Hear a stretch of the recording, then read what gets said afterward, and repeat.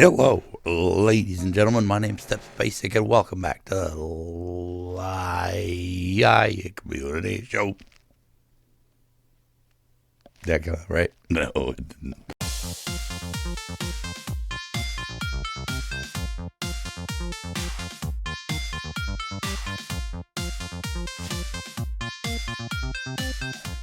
Hello, ladies and gentlemen. My name's StepsBasic, and welcome back to my community show.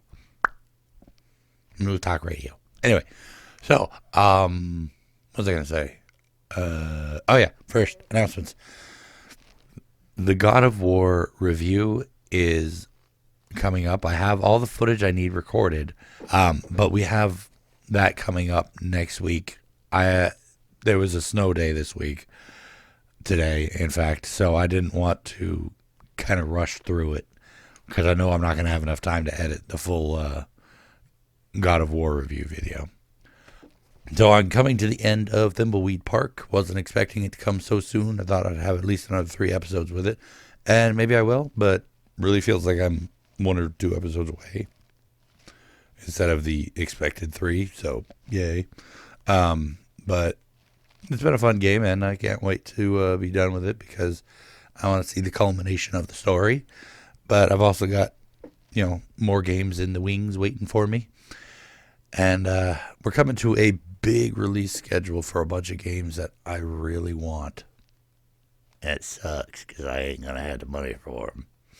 Still haven't even gotten Borderlands 3 yet.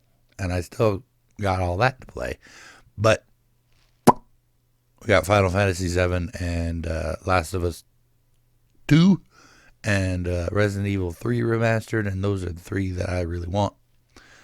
And they're coming out in 2 months of each other, like March and April. This isn't bad, but, when it rains, it pours sort of thing. Unfortunately, I ain't going to be able to afford them.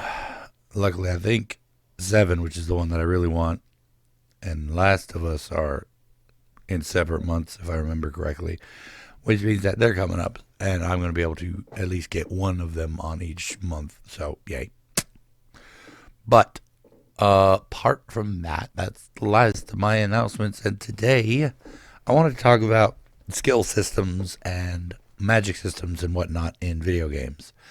And this comes down to, of course, combat situations in video games. Now, there's naturally skills and magic stuff related to other areas in games like traversal, i.e. the whole Metroidvania idea, and those are pretty cool. I always kind of like that, that whole idea of, gain the new power to move on. Of course, I was always a big fan of the Metroid games back in the day, and last one I played though was the Metroid Prime on GameCube, and I haven't played any Metroid since then.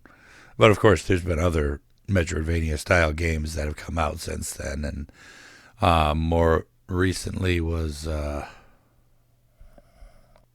Journey to the Savage Planet, and I recently played that one through, and I enjoyed the heck out of it. But of course, it was just way too short.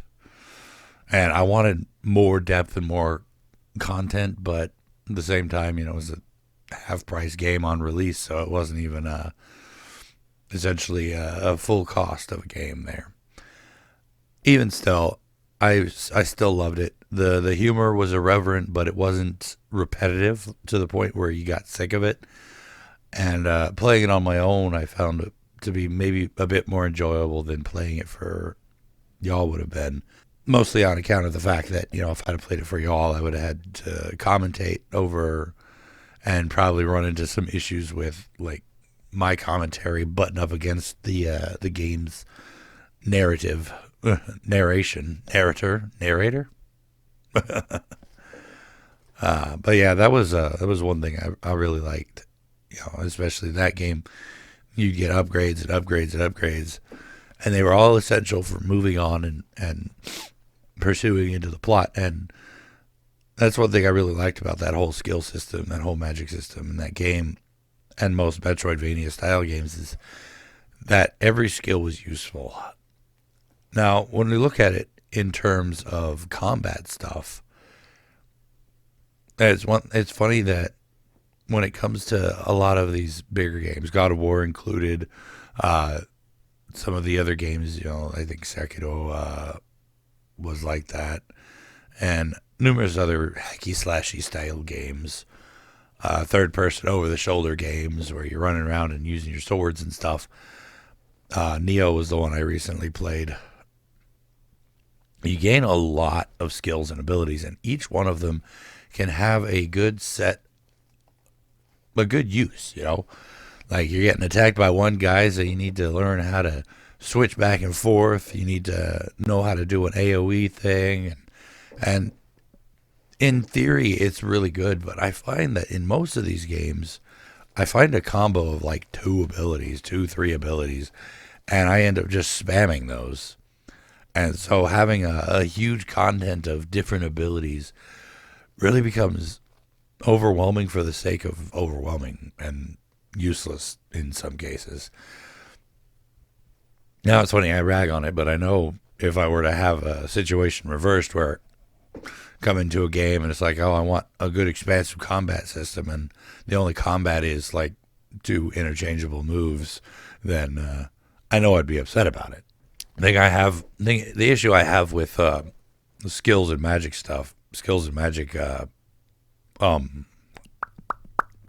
abilities in games is not even so much that they're there, because I like having them there. And more often than not, yeah, I will go through and I will find what works and what works best, and that's it for the rest of the game. Those are my moves. And like with Neo, it was a combination of heavy, block heavy. Because it'd be like, with the sword, it would be a big heavy swing, another heavy swing, and then 3 rapid swings, and it puts me behind the guy. And generally, like for most small enemies, the bad guy was dead after that. And I was literally just one ability beyond just your regular attack. And so I had this entire skill tree that I rarely used. Magic is a different story altogether.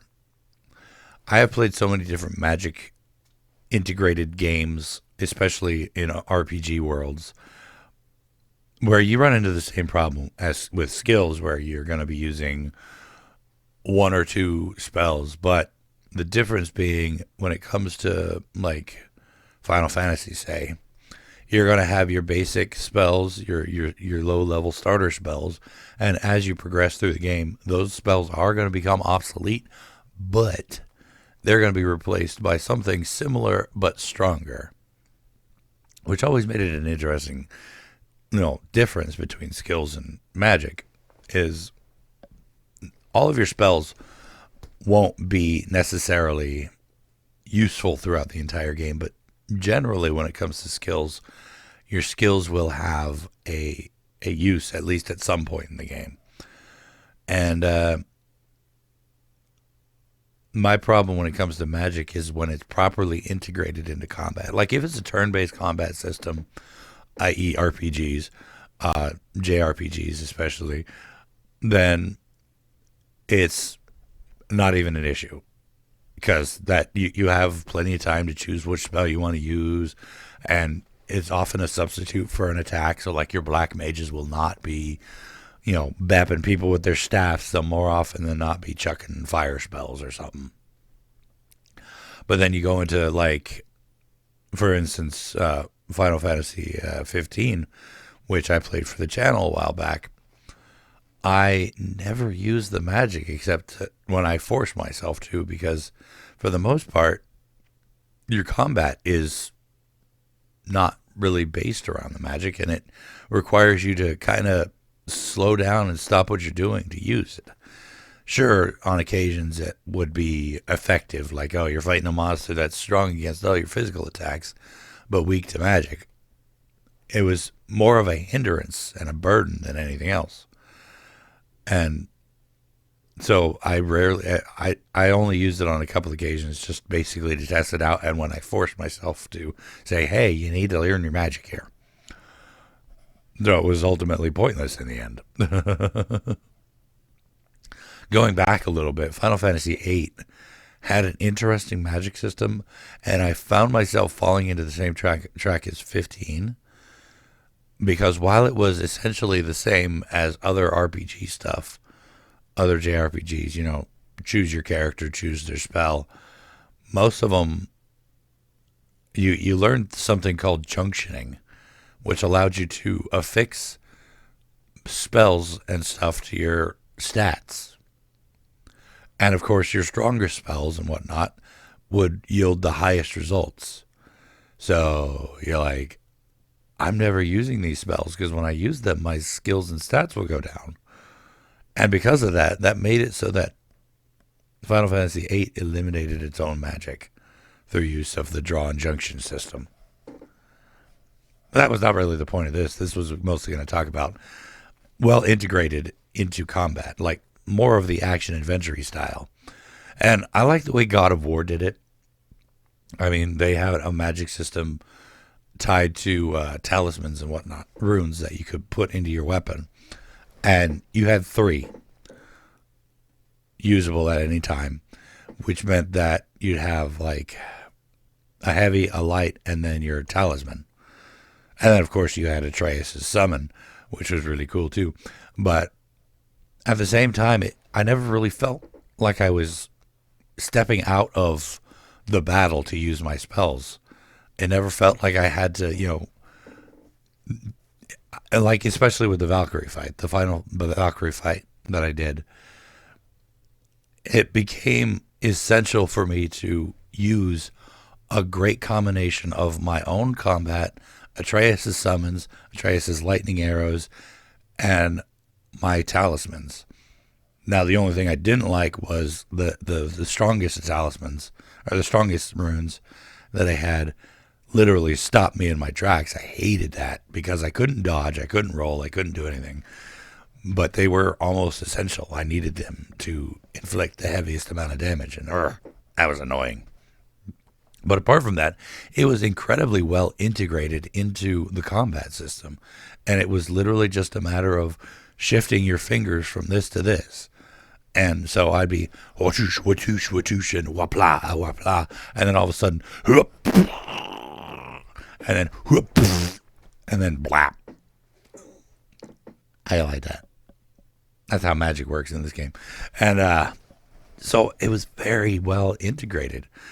Comparing again to Final Fantasy 15, where you had to take a step back, go down to your magic, select your magic. If you didn't have any magic created at the time, then you had to make yourself new spells, and then you had to chuck the jars at them, and it was just a hassle and unnecessary. Sure, you might be able to get a good boof out of things, but or I'm gonna do the hand signal, a big boof out of things, but in the end, it was the damage per second was just not worth it.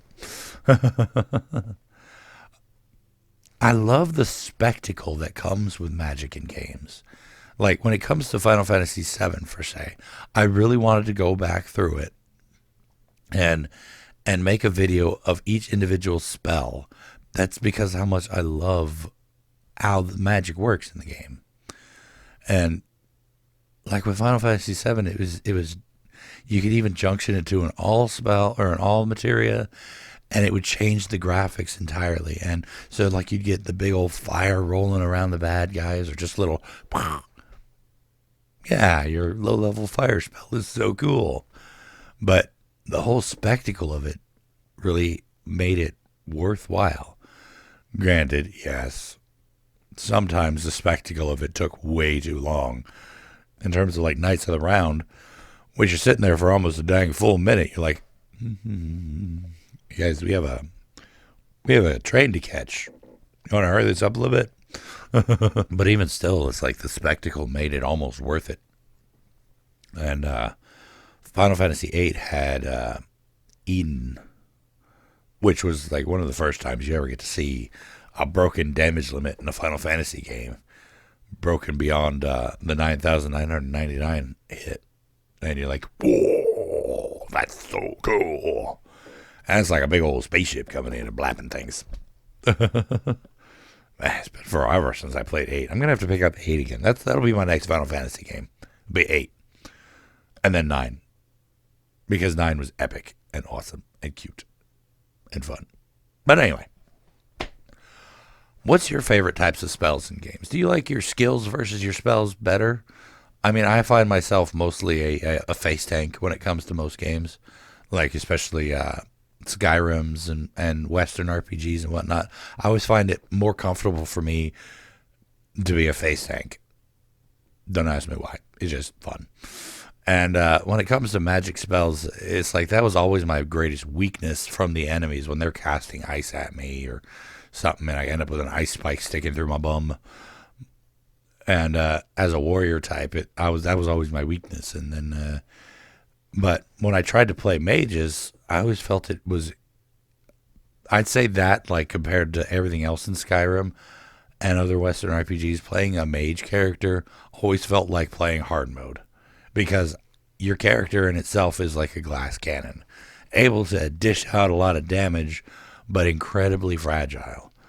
Whereas generally playing the rogue character, high in skill rather than spell, would result in the easy mode.